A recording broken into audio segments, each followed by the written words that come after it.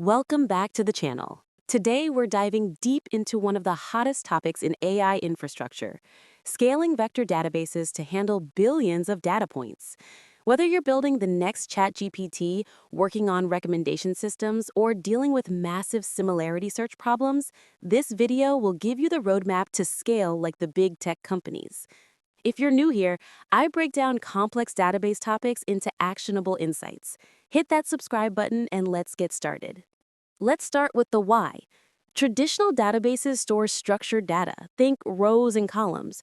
But vector databases, they store high-dimensional vectors representing everything from text embeddings to image features. Here's the challenge. A single embedding from OpenAI's text embedding 3-point large model has 3,072 dimensions. Multiply that by a billion documents, and you're looking at 3 trillion floating point numbers. That's roughly 12 terabytes of just vector data. But it's not just about storage. The real challenge is similarity search. Finding the most similar vectors among billions requires sophisticated algorithms and infrastructure. Companies like Pinecone, Weaviate, and Kudrint have built entire businesses around solving this problem. Netflix uses vector similarity for recommendations, Google for image search, and Spotify for music discovery. The scale? We're talking billions of vectors processed in real time. Before we dive into vector-specific techniques, let's understand the two fundamental scaling approaches. Vertical scaling means adding more power to a single machine, more CPU, RAM, faster storage. It's simple but has limits. Even the beefiest AWS instance maxes out around 768 gigabytes of RAM. Horizontal scaling means adding more machines. This is where vector databases shine. You can distribute vectors across hundreds of nodes, each handling a subset of your data. Here's a simple sharding example in Python. The key insight? Vector databases are naturally parallelizable. Unlike traditional ACID transactions, similarity searches can run independently across shards. This is where the magic happens. Naive similarity search is ON, linear time. For a billion vectors, that's computationally impossible for real-time queries. Enter approximate nearest neighbor algorithms. The big three are HNSW, IBF, and LSH. First, HNSW, hierarchical navigable small worlds. Think of it as a multi-layer graph where each layer has increasingly fewer nodes. You start at the top, narrow down candidates, then dive deeper.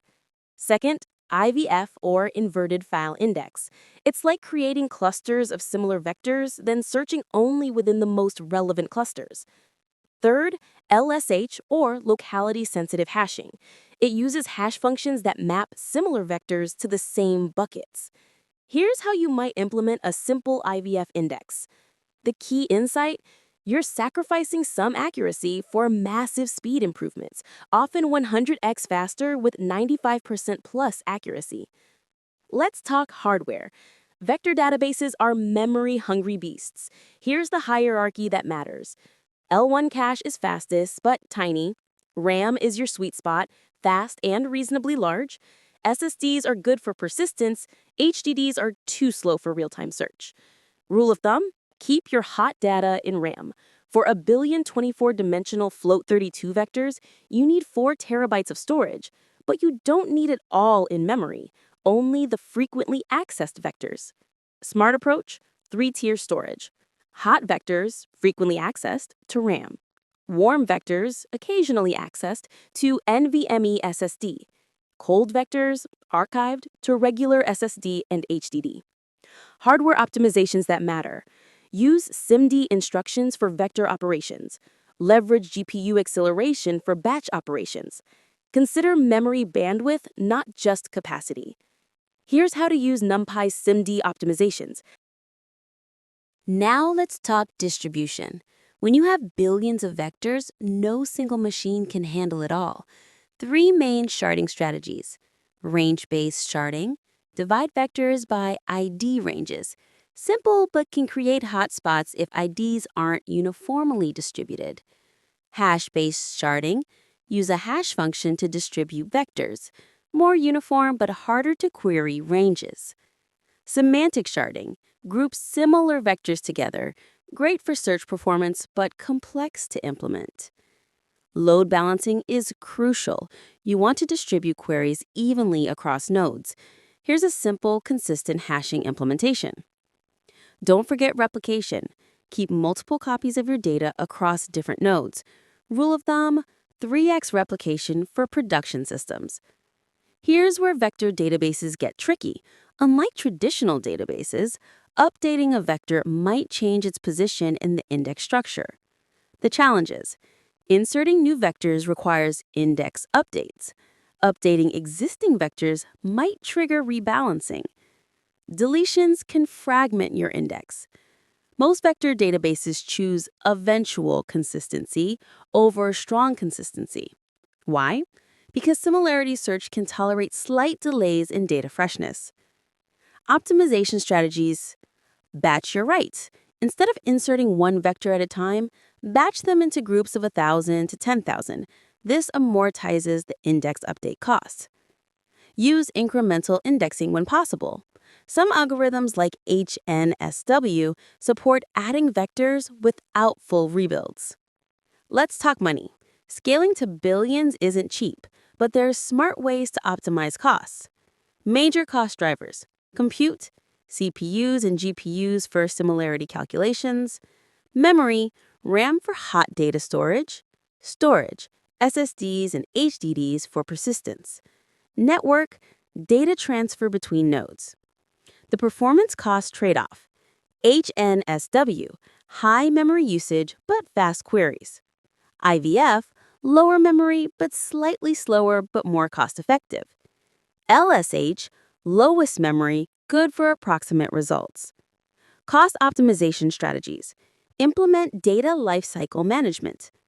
Key metrics to monitor: query latency, throughput, queries per second, memory utilization, index build time, cost per query.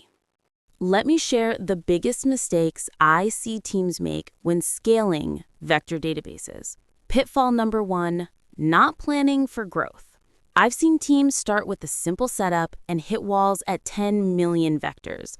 Plan your architecture for 10x your current scale from day one. Pitfall number 2, ignoring the curse of dimensionality. Higher dimensions don't always mean better results. Beyond 1,000 dimensions, the benefits often plateau while costs skyrocket. Pitfall number 3, not testing with real query patterns. Synthetic benchmarks lie. Test with your actual query distribution. Real users don't query randomly. They have patterns and hotspots. Pitfall number 4, over-engineering from the start. Don't build for billion scale when you have million scale problems. Start simple, measure, then optimize. Pitfall number 5, ignoring data quality. Garbage in, garbage out. Normalize your vectors, handle duplicates, and validate embeddings before indexing. Let's talk about the tools that actually work at scale. Managed services. Let someone else handle the complexity. Pinecone. Fully managed, excellent developer experience, handles scaling automatically. Great for startups and medium-scale applications. Weaviate. Open source with cloud options, strong GraphQL API, good for complex data types beyond just vectors. Qdrant. REST-based performance, hybrid search capabilities, good balance of features and speed. Self-hosted solutions for maximum control. Facebook AI similarity search. Industry standard, highly optimized, supports GPU acceleration, the foundation many other tools build on. Milvus. Cloud native, Kubernetes ready, supports multiple index types, great for enterprise deployments. Elasticsearch. If you already use the Elastic Stack, version 8.0 Plus has decent vector search capabilities. Let me wrap up with the key principles that will save you from scaling headaches. 1. Start with the right foundation. Choose algorithms that scale: HNSW, IVF, or LSH. Plan for horizontal scaling from day one. Implement proper monitoring from the start. 2. Optimize for your access patterns. Hot, warm, cold data strategy. Batch writes, optimize reads, monitor and optimize query patterns. 3. Don't sacrifice reliability for performance. Implement proper replication, 3x minimum. Plan for node failures. Test disaster recovery scenarios. 4. Measure everything. Query latency at different percentiles, memory and CPU utilization, index build and update times, cost per query and per GB stored. 5. Scale incrementally. Don't over-engineer early. Load test with realistic data.